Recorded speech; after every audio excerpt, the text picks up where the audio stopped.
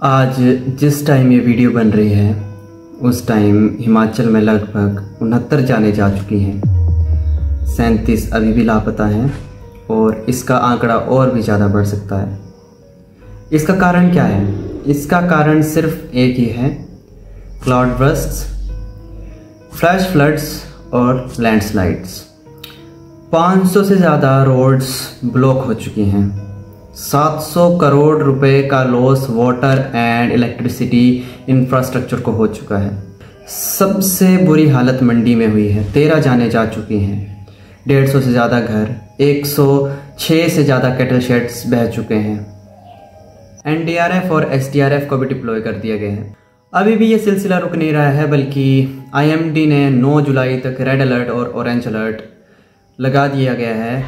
पूरे हिमाचल में लगभग 10 जिलों में ये रेड अलर्ट और ऑरेंज अलर्ट लगा दिया गया है। अथॉरिटीज़ ने डिज़ास्टर प्रोन एरियाज़ को निकालना शुरू कर दिया है और पूरी कोशिश की जा रही है कि अब कोई ज़्यादा जान और माल की हानि ना हो। लेकिन प्रश्न आता है कि ये सब हर साल होता क्यों है? लगभग हर साल हिमाचल में लैंडस्लाइड्स होते हैं, फ्लैश फ्लड्स आते हैं, क्लाउड बर्स्ट आते हैं। इसका कारण क्या है?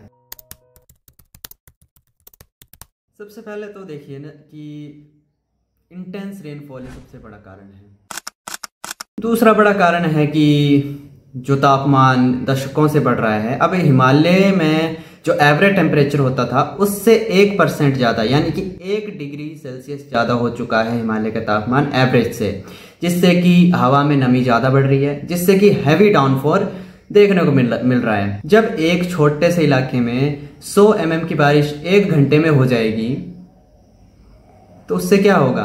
उसे ही हम बादल फटना बोलते हैं। This is called cloud burst और ये बहुत खतरनाक होता है। एकदम से 100 mm की बारिश 1 घंटे में होना कोई आम बात नहीं है। पहले ये आम नहीं होते थे बादल फटना, लेकिन ये अब हो रहे हैं क्योंकि क्लाइमेट चेंज भी एक कारण बन रहा है। एमटेक स्कॉलर दिशा लोपानिया ने रीत कमल जी के नेतृत्व में, जो कि IIT में स्कॉलर हैं, IIT रोपड़ में एक एसोसिएट प्रोफेसर हैं, उनके नेतृत्व में एक स्टडी कंडक्ट की, जिसमें कि पता चला कि 5 डिग्री और से लेकर 16 डिग्री के बीच का जो एलिवेशन होगा और जो 16,000 के बीच का एलिवेशन होगा, उसमें लैंडस्लाइड्स और क्लाउड बर्स्ट की जो प्रोबेबिलिटी है वो बहुत ज़्यादा होगी, यानी कि वो डिजास्टर प्रोन होंगे। इससे पता चलता है कि हिमाचल का 45% हिस्सा है, यानी कि लगभग आधा हिस्सा डिजास्टर प्रोन है, यानी कि वहां पर क्लाउड बर्स्ट और लैंडस्लाइड्स और फ्लैश फ्लड्स आने के चांसेस बहुत ज़्यादा हैं।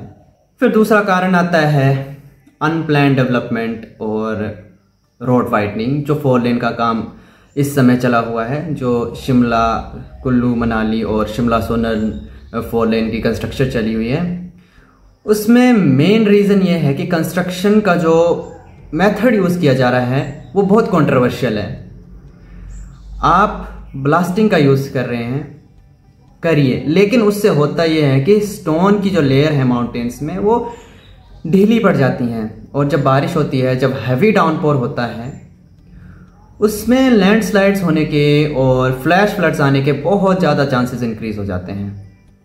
फिर जो आपका कचरा निकलता है, पत्थर मिट्टी निकलती है, उसको आप एक प्रॉपर जगह पे डंप नहीं करते, आप वहाँ सीधा जाके नदी में डाल देते हैं। फिर जब पीछे से पानी आएगा वो रुकेगा और एकदम से जब छूटेगा तो बाढ़ ही आएगी और क्या होगा। अभी हमने देखा मनाली में कितने सारे पेड़ फ्लैश फ्लड्स के साथ कटे हुए पेड़ आ रहे थे। इससे हमें पता चलता है कि वन माफिया कितना फैला हुआ है हिमाचल प्रदेश में, जिस पर कोई रोक नहीं है। इल्लीगल माइनिंग भी बहुत बड़ा कारण है। द हिंदू की एक रिपोर्ट में पता चला, जिसमें 131 में से लगभग 68 ऐसे कॉन्ट्रैक्टर थे, ऐसे स्टोन क्रशर कॉन्ट्रैक्टर थे। NDMA ने भी हिमाचल प्रदेश को रेकमेंड किया था कि आप जो स्लोप कंस्ट्रक्शंस हैं उनको रोकने के लिए स्ट्रिक्ट लॉज लाइए। अब जो हो रहा है इस समय तो हम कुछ नहीं कर सकते। इस समय सिर्फ इतना कर सकते हैं कि लोग अपनी जान बचाएं, जो डिजास्टर प्रोन जगह है उससे दूर जाएं। लेकिन इसके बाद अगले साल या कुछ आने वाले सालों में ऐसा ना हो, उसके लिए हमें क्या करना चाहिए? मेरे पास कुछ चीज़ें हैं। मैं चाहूँगा कि हमारी सरकार या गवर्नमेंट अगर वो ये वीडियो देखें तो इसे ध्यान में रखें।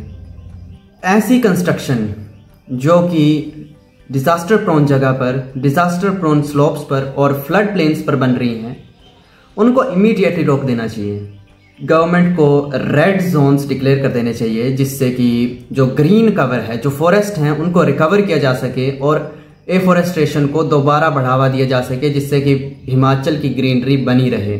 कोई भी आपको हाइड्रो पावर प्रोजेक्ट या फिर रोड वाइनिंग प्रोजेक्ट शुरू नहीं करने होंगे, स्पेशली तब जब आपके पास कम्युलेटिव एनवायरनमेंट असेसमेंट नहीं है।